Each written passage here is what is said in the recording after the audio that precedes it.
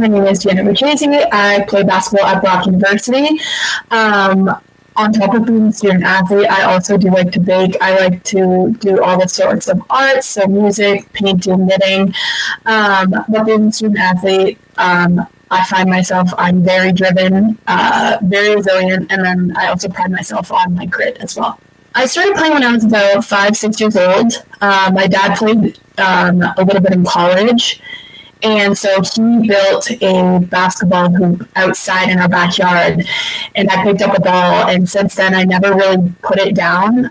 Started playing Timbits basketball, house league, and then slowly developed into travel and prep. At first, I was also dancing and skating while playing basketball.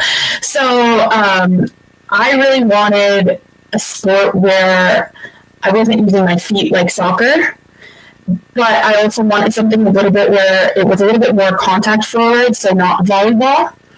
But I also wanted an indoor sport, so I kind of fell into the basketball category. So I think I fell in love with the environmental factors at first, and then slowly through the years, I fell in love with the community that the basketball world builds and the connections that you kind of find yourself within. I knew that I always wanted to play in university because in high school, I knew that my career wasn't over. I fell in love with Brock because it did create a sense of community, and from being from Niagara Falls, it's really only a 15-minute drive, so I was very familiar with their facilities, their coaches, the sense of community there. It's also a very small campus, so that was also an aspect that I did absolutely enjoy, being able to walk from one end to the other in 10 minutes. I went in knowing that I had to wait at least one semester to play. I was coming off from an ACL surgery, and the protocol was about a year after post-op that I was supposed to be able to play. So I thought going into second semester, obviously I knew that I was going to be introduced into the sport and And my first year was almost like getting my feet under myself, and I knew that going in. But my second year, I had to completely take off due to another 2 knee surgeries, so I really didn't expect that coming. But my third year, also another season to kind of get going again. But I'm hoping, and I'm really hoping that the following season is the season for me. Like I mentioned, the knee surgeries have really been the biggest challenge that I've faced. Having to step away from basketball for about 1,200 days was really tough.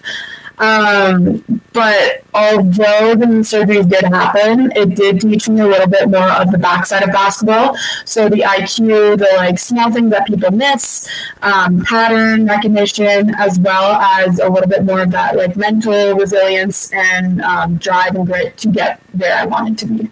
I did lose a lot of muscle. I will say that was the biggest thing, is seeing that my legs were 2 different sizes. Obviously through rehab, they did kind of eventually get to somewhat the same size, but with my left leg and my surgical leg, it's still a little bit lacking behind in terms of strength, but not significant enough to impair my playing. Mentally, it was a lot of up and down. I had my good days and they were great. And then obviously I had my bad days where sometimes they kind of string along, but I had to push myself to not sit in the mud of the bad days, and whether it be getting out and going on a walk, getting some fresh air, or surrounding myself with friends and family to bring those bad days into good days. I did what I had to in order to push through. I want to say my parents, they held my hand through all 3. And especially that very first one where I had no idea what was going on with my body. Having my parents around a lot and supporting me and telling me that this is just a little hurdle, this is a little mountain that you have to climb to get to the top and to get over the little hurdle into success. They really, really helped me through. I really learned how strong I am. I know that sounds a little cheesy or corny, but having to be away from the sport that I love, that I grew up falling in love with, and having to find a different angle to everything really taught me how strong and how much I'm able to adapt given my situations. Although it might seem tough right now and it sucks right now, it does get better. As much as it is hard to deal with everything going on and you might feel overwhelmed, as soon as you break down your steps, as soon as you break down your pathway, it does get easier. Making small goals for yourself and achieving those goals makes your timeline feel so much shorter, so much better, and it does give you a little bit of that like confidence boost throughout. The girls on my team, they really do keep me grounded. I might have a bad day and they kind of just pick me up. They'll tell me like, hey, just so you know, you did this and you came back from your knee surgeries and your knee injuries. That kind of reminder that I came back and I did that does really help, especially because I tend to forget about them because I feel like I haven't gone through anything like that. Success, especially for me, is showing up. Whether it be showing up at 50%, showing up at 90%, or even at 10%, and giving whatever I have left in my tank. Honestly, success is just that little resilience piece for me. You're on the fence of playing or not playing, play. Honestly, university sport is such a big, tight-knit community. I know that on says women's basketball, we go to support as many sports as possible, and all those sports come to our games, and it is electric. Like, I know that our gym, the Bob Davis, is very electric on our game days, and you develop a sense of sisterhood within your own team. And those are people that you're going to have throughout your university career and probably throughout life afterwards, and you kind of develop that connection with everyone. So if I were to tell anyone anything, is do it. Play the sport. I think kind of sitting back and reflecting on the fact that, hey, you've played this sport for your entire life. It's not just the fact that it is almost like a self-identifier, but also the fact that I wanted it for myself. I wanted to prove to myself and prove to everyone that although I did go through traumatic knee surgeries, that I could push through, and it's almost like a point proven to not just everyone else, but to myself that I can do it. The identity portion, at first I really felt stripped away from my athletic identity. It was really hard having to sit and watch everyone play, sit and watch practices and games.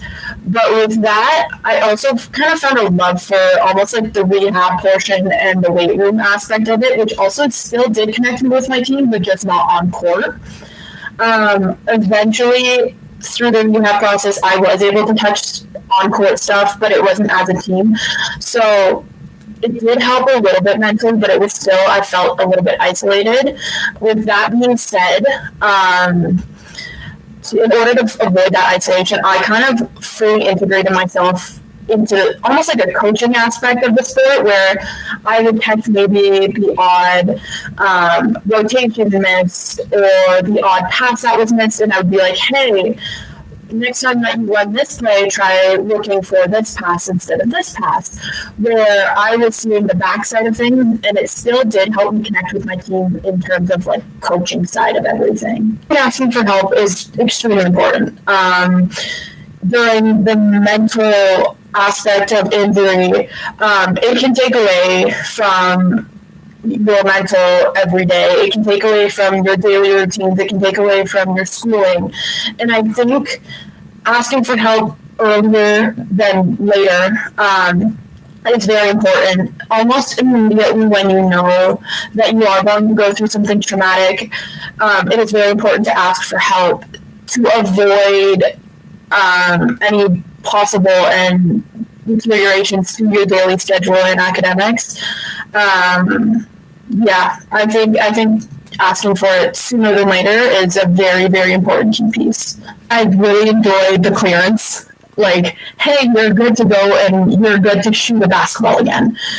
Whether it be clearance to do a little run or clearance to shoot or clearance to dribble a ball again, that made me enjoy the process. It was the little milestones that made me like just ecstatic to be able to do basketball again. It's amazing. On court, we click so naturally. Although like our team is a little bit more vetted and we've been together, everything kind of flows in a way that it just makes sense on court. And off court, our sense of community is super tight. We're around each other almost 24/7. It creates a bond that goes beyond basketball. I've played with a bunch of girls that have either been in the NCAA and are being drafted within the next 3 years, or I've played against girls who have had the opportunity to play in higher level basketball, and to see opportunities for not only women but Canadian women and basketball opportunities for women in Canada grow. It does mean a lot, especially within our community. It gives a little bit more of a sense of hope for the future, and a little bit more of a sense of not community, but like a little bit more of a grind to give, so that you can get to that spot where basketball is so celebrated, like the NBA with the Toronto Raptors. You have a nation behind you. And now with the Tempo being in Toronto, you're also going to have a huge nation and a huge support system behind you as well.